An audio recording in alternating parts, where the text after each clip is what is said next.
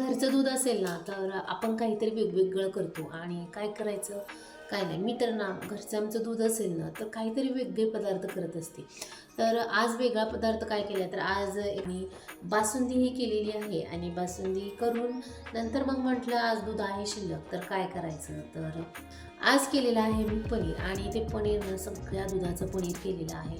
विकतचं पनीर आणण्यापेक्षा ज्यावेळेस घरचं दूध असेल ना त्यावेळेस मी काय करते असं पनीर करून घेते. म्हणजे ना टेन्शन नसतं. म्हणजे विकतचं पण ना ते चांगलं असेल नसेल असं गॅरंटी नसते की बाबा ते खरंच चांगलं असेल का. तर मी घरचं पनीर केलेलं आहे आणि हे तुम्ही पाहू शकता. ही प्रोसिजर ही झालेली आहे आणि आता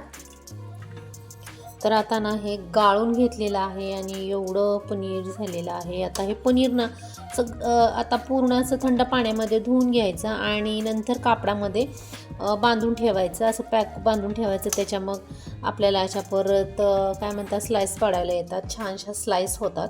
तर आता हे सगळं निथळू देते, थंड पाण्यामध्ये धुते आणि नंतर मग हे खाली तुम्ही पाहू शकता हे असं पाणी साठलेलं आहे. आता हे सगळं पनीर आहे ना आता मी सगळं पिळून घेते आणि मग नंतर एका कापडामध्ये बांधून घेते. हे असं पाणी निघलं पाहिजे सगळं. त्यावेळेस मग त्याची अशी आपण कट करतो ना कसं त्याची वडी बनते. त्यामुळे छान होतं पनीर. घरच्याला जशी चव असते किंवा घरच्याला कशी टेस्ट असते तशी बाहेरच्या पनीरला नसते.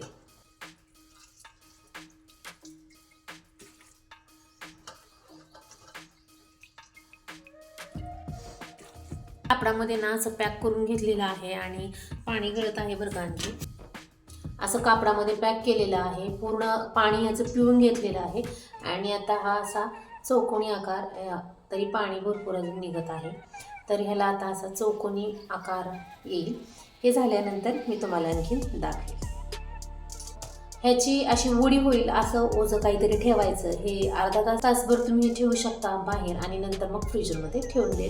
हे फ्रीजरमध्ये का ठेवायचं तर चांगलं फ्रीजरमध्ये म्हणजे फ्रीजरमध्ये ठेवल्यानंतर चांगलं सेट होतं आणि 1 तासाने बाहेर काढायचं. जास्त वेळ ठेवायचं नाही, नाहीतर खूप असं दगडासारखं कडक होतं आणि फ्रीजरमध्ये 1 तास ठेवल्यानंतर ते चांगलं सेट होतं आणि नंतर मग तुम्ही पनीरची भाजी करायला घेऊ शकता. आणि हे असं आता ह्याची वडी झालेली आहे. तर आता हे मी चाकूने कट करून घेते आणि जास्त जर हे कडक झालं तर तुम्हाला कटिंगसुद्धा करता येणार नाही. त्यामुळं फ्रीजरमध्ये ठेवल्यानंतर पटकन सेट होतं आणि खाली जर ठेवलं फ्रीजमध्ये तर ते जास्त सेट म्हणजे व्यवस्थित सेट होत नाही, वेळ लागतो सेट व्हायला. आणि फ्रीजरमध्ये वरती ठेवल्यानंतर ते कडक पण येतं आणि पटकन कटिंगसुद्धा करता येतं. फक्त एवढं लक्षात ठेवायचं की जास्त वेळ ठेवायचं नाही आणि जसे तुम्हाला स्लाईस पाहिजे तसे तुम्ही स्लाईस कट करून घ्यायचे. तर मला जाड आणि मोठे हवे होते तर मी जाड कट करून घेतलेले आहेत. आणि आता हे मी तव्यामध्येच का भाजायला घेतलेलं आहे म्हणजे तळायला घेतलेलं आहे. थोडंसं तेल तव्यामध्ये टाकायचं आणि तव्यामध्येच का घ्यायचं तर तव्यामध्ये पटकन पलटी करायला येते, त्याचे तुकडे होत नाहीत आणि एक प्लेन असं त्याच्यावर म्हणजे भाजायला येतं तव्यामध्ये.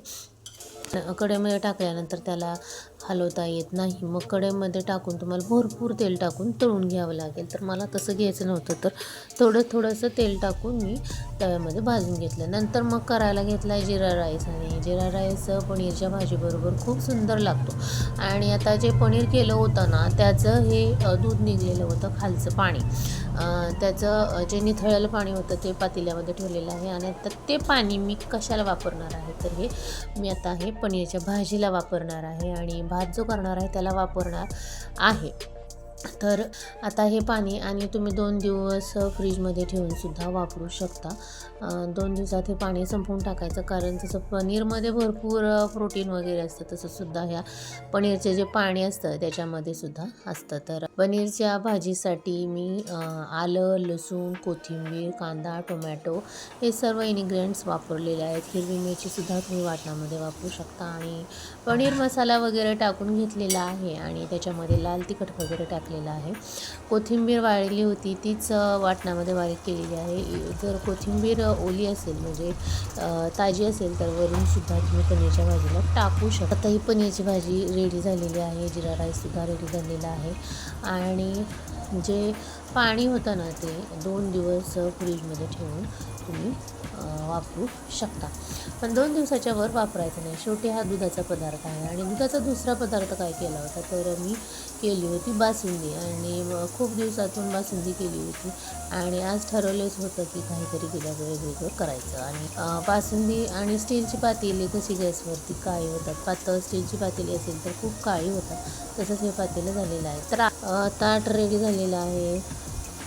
बासुंदी, पनीरची भाजी, जिरा राईस, चपाती हे सर्व झालेलं आहे. आणि आता मुलगी शाळेतून आलेली होती तर तिलासुद्धा आता हे जेवायला देते. देवाला नैवेद्य दाखवते, तिला हे ताट जेवायला देते.